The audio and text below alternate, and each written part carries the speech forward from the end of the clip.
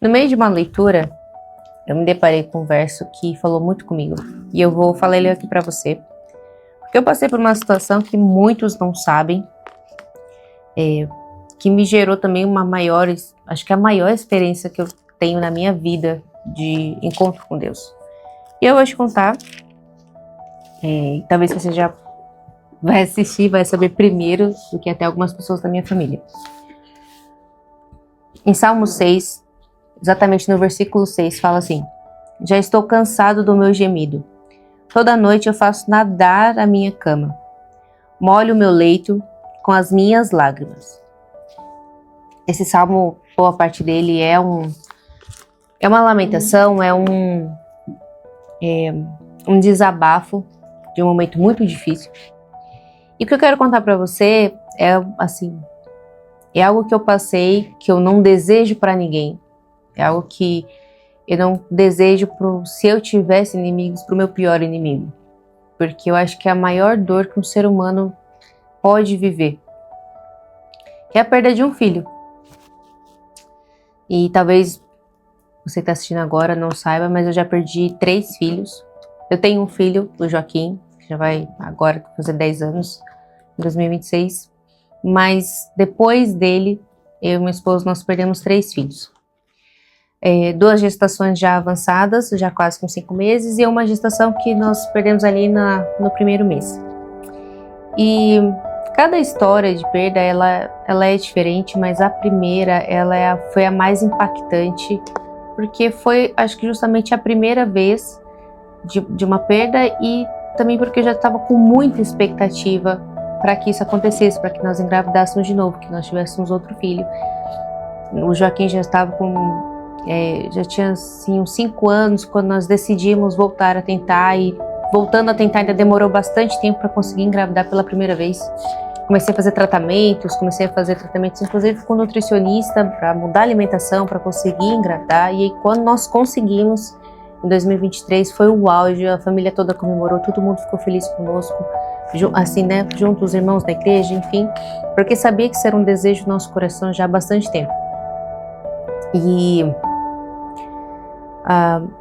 com quase 5 meses, comecei a perder líquido, como se a bolsa tivesse estourado, mas não foi muito, não foi de uma vez, foi um pouquinho todos os dias, e depois de uns 2, 3 dias, eu vou contar bem rapidinho para que seja um pouco mais sucinta essa parte. Em outro momento eu explano mais sobre cada passo, o que aconteceu em cada dia, porque não foi de uma vez, foram alguns dias esse processo.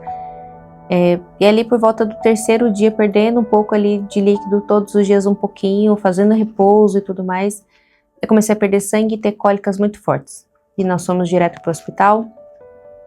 E exatamente no momento, na semana que aconteceu isso, era uma semana que nós estávamos celebrando muito como família, porque foi a compra do nosso apartamento. Nós estávamos fazendo a mudança para nossa casa nova, do jeito que a gente quis, do jeito que todos os detalhes, tudo que nós conseguimos comprar e construir ali com a mão do Senhor nos ajudando. Então nós estávamos em êxtase pela casa nova, pelo bebê que estava chegando, por toda essa conquista. E aí veio esse baque, esse buraco que abriu no chão e que nós acabamos entrando nele. E foi assim, fiquei alguns dias internada, tentando fazer de tudo para poder segurar o bebê, para poder ver se ainda estava orando ali, todos os familiares indo me visitar no hospital, e tentando ali de todos os modos me agarrar com toda a fé que eu tinha para aquele momento. E a fé que eu tinha para aquele momento é diferente da fé que eu tenho para hoje, porque a cada dia a gente tem uma porção diferenciada de fé. Aconteceu que eu comecei a ter um quadro de infecção, tomando antibiótico na veia por vários dias, mas mesmo assim, estava começando um quadro de infecção, e a médica virou pra gente e falou assim: olha, se vocês não decidirem por induzir o parto, eu vou ter que tomar essa decisão por vocês, porque eu não posso deixar que você tenha essa infecção, e pode acontecer algo muito pior com você, e talvez você não possa mais nem tentar gerar um próximo filho. E eu falei: Deus, eu não quero ter que tomar essa decisão, de decidir tirar um filho que o Senhor me deu. Naquele mesmo dia em que ela falou que teria que induzir, eu pedi para ela mais 24 horas. E naquela madrugada eu entrei em trabalho de parto naturalmente, de novo, porque eu já estava meio que em trabalho de parto durante essa semana que eu fiquei internada no hospital. E a Milena nasceu. Nasceu viva. Ela era muito pequenininha, mais ou menos do formato, assim, tamanho das minhas 2 mãos juntas, consegui pegar ela. E eu tive dores de parto normal. E o Joaquim nasceu de parto normal, então são dores que eu já conhecia. E eu peguei a minha filha ali, que ainda estava viva, mas que não tinha como se manter viva. Não tinha expectativa de vida para ela, porque ela realmente estava muito pequena, não tinha nem completado 5 meses ainda. E eu tive que entregar a filha tão amada, tão querida, tão desejada, para uma bandeja fria na mão de uma enfermeira. Porque na cidade gestacional eles não liberam para você enterrar, a não ser que você entre com pedido judicial, e naquele momento eu não conseguia pensar em nada disso. E eu declarei palavras de amor para ela ali, pedi para a enfermeira para colocar no meu colo, e declarei palavras de amor para ela, e declarei que ela era muito amada, que ela é querida, e que eu devolvia ela para o Senhor, eu devolvia ela para Deus. Porque por mais que ela não estivesse mais aqui comigo, mas ela não deixa de ser e sempre será uma filha amada. E meu esposo também, que estava comigo o tempo todo, declarou também palavras de amor, e nós demos ela para a enfermeira, e naquele minuto eu comecei a viver, acho que a dor mais intensa que uma pessoa pode viver. Porque eu já vivi abuso, eu já vivi outros tipos de abuso no sentido de moral, no sentido de humilhação, de coisas em que eu me senti como uma pessoa que sofre, que tem dores, que tem lugares no coração em que você não deixa ninguém chegar perto porque aquilo te dói muito. Mas quando chegou esse momento, eu acho que nada do que eu já tinha passado na minha vida toda podia se comparar à dor de perder um filho. Enquanto ela estava no meu ventre, eu tinha toda a esperança que o Senhor pode fazer, que o Senhor fará, e oramos, e clamamos, e declaramos, profetizamos. Mas quando eu a entreguei e que eu vi que ali não havia mais o que eu poderia fazer, esse buraco que abriu no chão, ele terminou de me engolir. Ele terminou de me soterrar de uma forma de uma dor que eu nunca havia vivido, sentido na minha vida toda.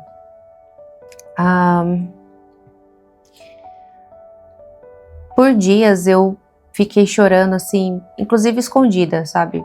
Eu me escondia no meu quarto para chorar, porque eu não queria ficar chorando na frente do Joaquim, eu não queria ficar chorando na frente do Kleber, não porque ele não me apoiasse, não porque ele não chorasse junto, mas porque não era um choro normal. É um choro, é como urrar em silêncio. Porque você tem a vontade de gritar, você tem a vontade de realmente de urrar ali no sentido de choro mesmo, de lamentação, mas eu não podia fazer porque eu queria poupar o meu filho disso, eu queria poupar ele dessa situação. Quando isso aconteceu, ele tinha apenas 8 anos, então eu não queria que aquilo que aconteceu ficasse como um marco para a vida dele de uma maneira em que fosse uma fatalidade, em que ele não conseguisse administrar esse sentimento. Como eu já te falei, eu já sofri algumas coisas e eu não queria que ele tivesse isso como uma marca na vida dele. É uma dor de pais, não era para ser uma dor de irmão. Eu, como mãe, queria poupá-lo. Por mais que ele tenha chorado comigo alguns dias, que ele também tenha... E aí eu acho que também entra num outro lugar que talvez só você que passou por isso junto comigo sabe, que administrar a sua dor é uma coisa, administrar a dor do seu filho, porque você não consegue entrar dentro dele, dentro do coração dele, tirar a dor dele para você, é um outro ponto que eu aprendi e vi como é difícil você ter que apenas entender e acolher a dor do seu filho sem saber e sem poder tirar de dentro dele. Não é como um machucado que você passa uma pomada e faz um curativo, você pode fazer alguma coisa. Quando seu filho sente uma dor tão intensa de perda, da mesma forma que você está sentindo, é diferente, é muito delicado conseguir manusear isso e levar de uma forma que o sentimento vai acontecer, ele vai sentir, mas você não pode deixar que aquilo vire um trauma na vida dele. E nesse tempo em que eu estava em casa, até repouso médico mesmo, questão do corpo, de recuperação, porque eu sentia as dores de parto e meu corpo ele estava se comportando como um puerpério. Então eu ainda tinha sangramento, eu ainda tinha os seios inchados, ainda tinha, para vocês terem ideia, teve um momento que começou até a sair um pouco, como se fosse um colostro, como se fosse um pouco de leite dos meus seios, depois que eu perdi a neném. Então, além de administrar, de lidar com essa dor emocional, eu também precisava lidar com a questão física, com o meu corpo mesmo. E chegou um dia que eu falei assim, Deus, eu não aguento mais. Eu tô quebrada por dentro, eu não consigo mais, eu preciso do seu abraço. Eu preciso que o Senhor me cure, eu preciso sentir o seu amor, eu preciso que o Senhor me abrace. Porque além da dor, da perda, eu comecei a sofrer muitos ataques espirituais. Então eu sentia a presença de espíritos malignos próximos de mim como quem... Sabe aquela expressão que fala, vamos chutar cachorro morto? Na minha maior fragilidade, nos dias em que eu estava mais frágil, mais sensível, foi os dias em que eu mais recebi ataques espirituais malignos. E eu falei, Senhor, eu não aguento mais. E eu tinha muito medo de entrar em depressão, e entrar num lugar que eu não conseguisse sair, por conta de já ter um filho, de ter uma família. E eu sei que isso também é uma autocobrança, que é natural. Mulher normalmente tem uma cobrança diferenciada. Nós nos cobramos muito de muitas coisas que talvez não deveríamos. Na sua maioria das vezes não deveríamos. E eu falei, Senhor, eu preciso muito do seu abraço. E eu lembro que eu fiz essa oração com todo o resto de força que eu tinha. E esse versículo falou muito comigo, porque todas as noites era isso que acontecia. Eu chorava, eu molhava o travesseiro, eu molhava minha roupa desse choro, porque eu não chorava alto, mas as lágrimas escorriam, como quem se desespera em choro. E eu dormi. Eu orei, isso era eu lembro que era 3 a quase 4 horas da manhã, e eu dormi. E eu dormi e eu tive um sonho. E é isso que eu quero te contar hoje. Eu tive um sonho que eu estava como quem... Sabe, antigamente nós tínhamos muito o costume de juntar as amigas na porta de casa, no portão, sentar e ficar conversando na calçada. Até tarde. Até a mãe mandar entrar. E foi exatamente esse sonho que eu tive. Que eu estava com algumas amigas e no sonho eu não via quem era, mas eu tinha a impressão que eram pessoas da família, que eram amigas da igreja, que eram pessoas próximas de mim. E nós estávamos ali conversando, uma conversa tranquila, nem muito alegre, nem muito triste. E vinha por meio delas, vinha como se viesse pela rua, um tigre muito grande, muito imponente.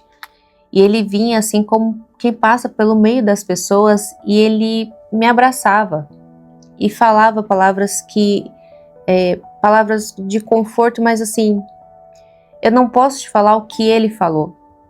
Mas eu posso te dizer que é como se dissesse assim, eu sou teu pai. Eu te vejo. E assim que eu tive esse momento, eu acordei na hora. Foi muito rápido. Eu acordei, abri, sabe quando você sonha uma coisa que de imediato você abre o olho? E eu senti o maior e o mais profundo amor que eu já, assim, de toda a minha vida, de toda a minha história.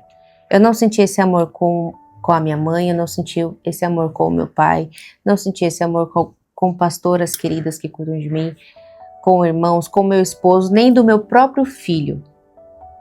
Esse amor intenso, não há como, eu não consigo nem descrever para você direito, eu só posso te contar o que aconteceu. E isso mudou a minha história completamente, isso foi em novembro de 2023. Mudou a minha história completamente ao ponto de eu entender e conseguir realmente falar o que a palavra diz de antes eu te conhecia de te ouvir falar, mas agora os meus olhos te veem. É exatamente isso o que eu passei a viver a partir do momento de maior dor da minha vida. E quando você continua lendo ali em Salmo 6, no capítulo 6, você vem ali para o versículo 8 e ele fala assim: apartai-vos de mim, todos que praticais iniquidade, porque o Senhor já ouviu a voz do meu pranto. O Senhor já ouviu a minha súplica. o Senhor aceitará a minha oração. Eu já havia lido esse texto várias outras vezes. Eu cresci na igreja, já ouvi pessoas lendo e eu já li em algum momento, devo ter lido. Numa aula de escola dominical, enfim. Mas hoje ele fez total sentido para mim. Porque eu vivi aquilo que o salmista fala, em contextos diferentes. Mas hoje eu sei o que é molhar o meu leito, molhar o meu travesseiro de lágrimas incessantes em que você não consegue nem enxugar uma lágrima porque parece um rio, ela simplesmente cai. Mas eu também sei o que é ter um encontro verdadeiro e genuíno com o meu Pai, com aquele que me ama incondicionalmente, com aquele que me criou desde o ventre da minha mãe, aquele que me separou para Ele, a ponto de conseguir passar por uma situação como essa. E eu não tô aqui para te fazer chorar, mas apenas para também te dizer que você não tá sozinha nisso que aconteceu, que talvez tenha acontecido com você ou com um parente muito próximo. Mas hoje eu consigo dizer porque eu sei dentro do meu coração, eu sei dentro da minha alma que eu sou plenamente amada, acolhida, aceita, resgatada, restaurada pelo meu Pai, pelo Senhor que não poupou nem o seu próprio Filho, em amor a mim. E é isso que eu queria te contar hoje.